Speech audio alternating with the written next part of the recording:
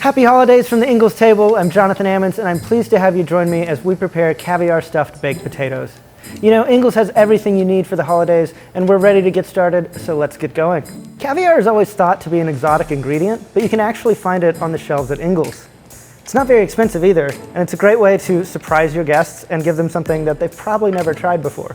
My roommate has been doing this thing that I kind of stole from him. That's a great idea, where he does a baked potato and loads it up with all the ingredients that you would typically get in your caviar service at a fancy restaurant. So we've got our sliced red onions, we hard-boiled some eggs, some capers, some goat cheese, and some creme fraiche or sour cream. And that makes a perfect pairing with your caviar. But first, we gotta bake these potatoes.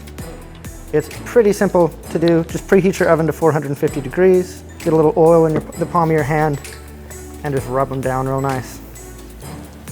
Get some salt, and rub that salt all over them.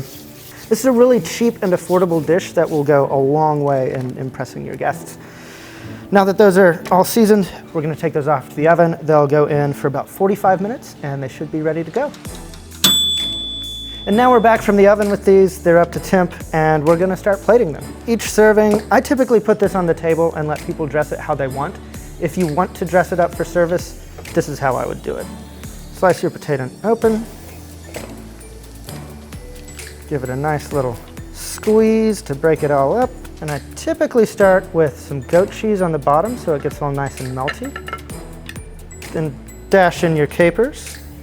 There's a nice salty, creamy consistency going on when you combine all these flavors. Your eggs give kind of a nice velvety texture. Your onions give it some crunch.